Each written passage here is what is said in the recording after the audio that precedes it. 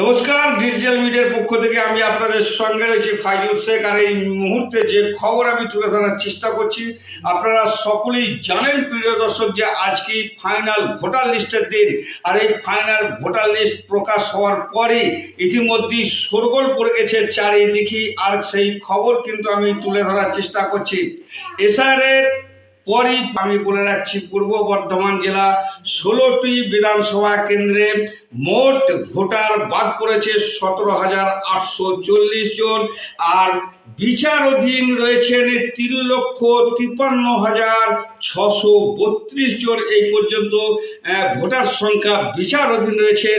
আমাদের এখন দেখার অপেক্ষায় রয়েছে যে এই বিচারাধীন যে সমস্ত ভোটাররা রয়েছেন 3,53,632 জন, তারা কি এই আসন্ন বিধানসভা নির্বাচনে ভোট দিতে পারবেন নাকি পারবেন না।